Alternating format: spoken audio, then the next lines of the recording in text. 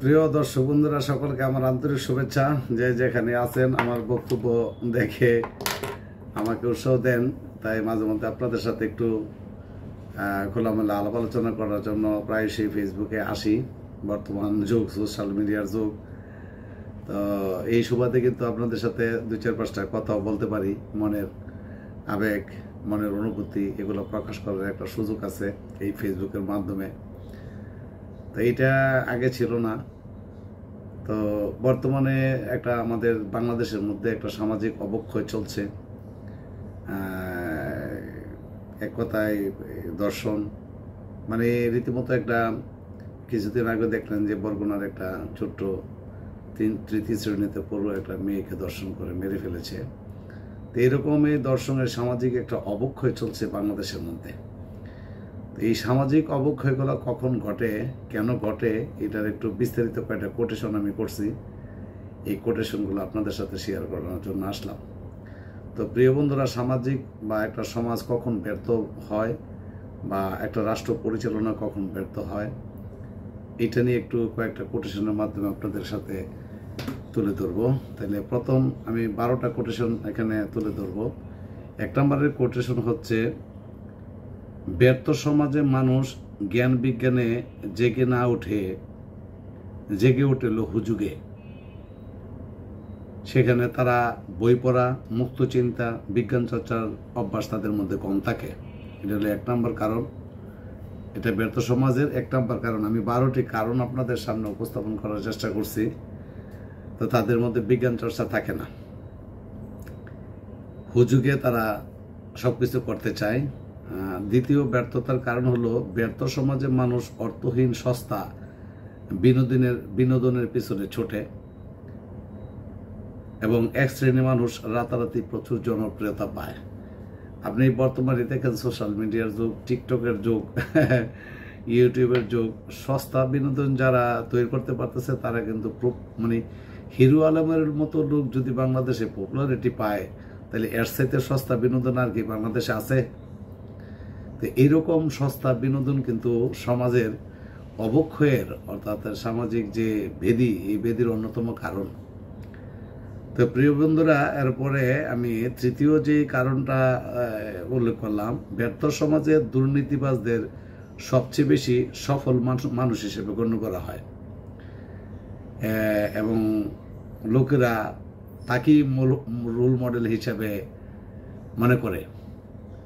তো দেখবেন আমাদের সমাজে এটা এরকমটাই হয়, যারা দুর্নীতিপরায়ণ, পয়সা আছে, মসজিদে গিয়ে মনে করেন যে 1 লাখ 2 লাখ 5 লাখ টাকা দান করে ফেলায়, তারা সমাজের মধ্যে কিন্তু রোল মডেল হয়ে যায়।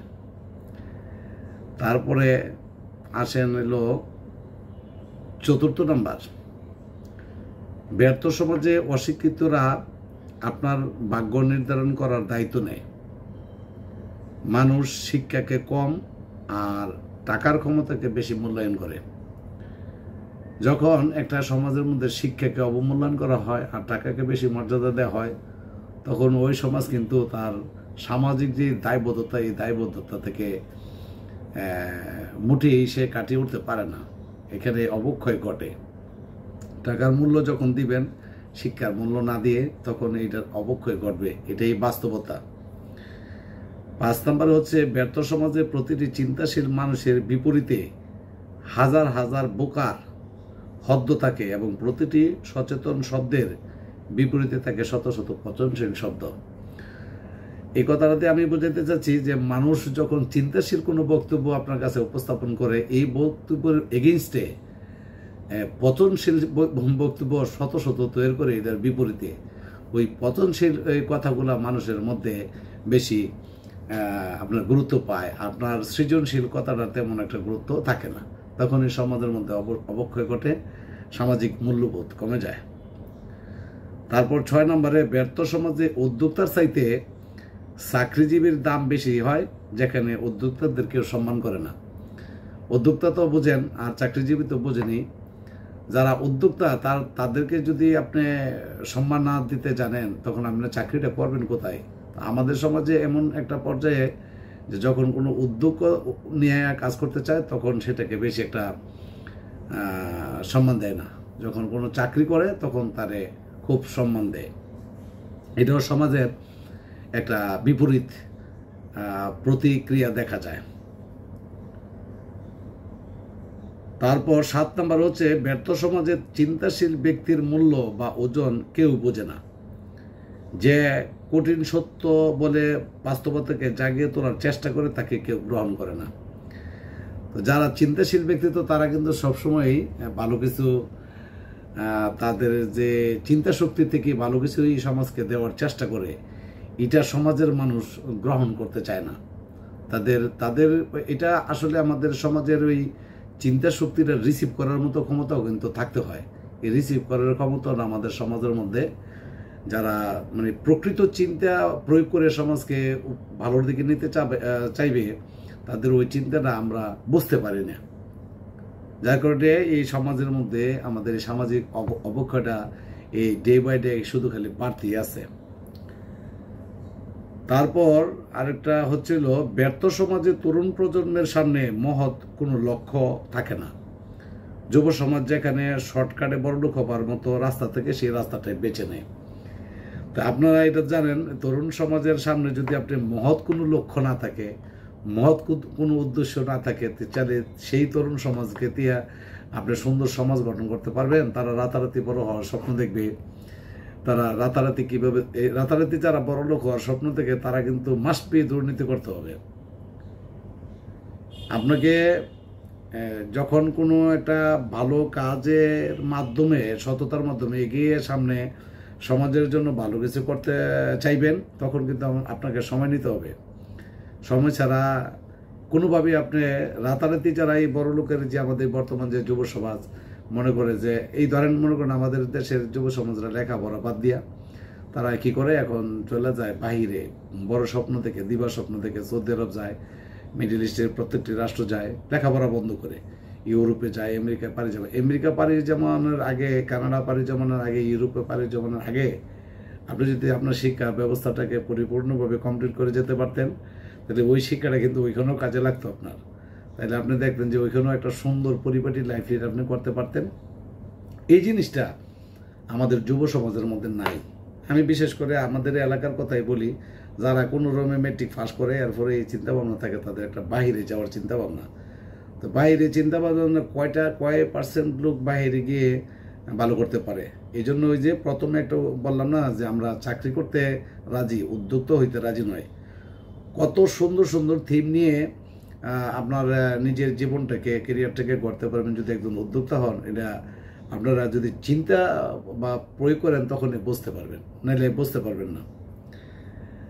তো যাই হোক, আমাদের যে যুব সমাজের মধ্যে এই জিনিসটা এখন খুবই প্রচলিত। তারা মহৎ কাজ বা সৃষ্টিশীল কাজ নিয়ে ভাবতে রাজি না। তারা এই বড়লোক হওয়ার জন্য, শর্টকাটে বড়লোক হওয়ার জন্য বিভিন্ন বিভিন্ন পন্থা তারা নিয়ে নেয়।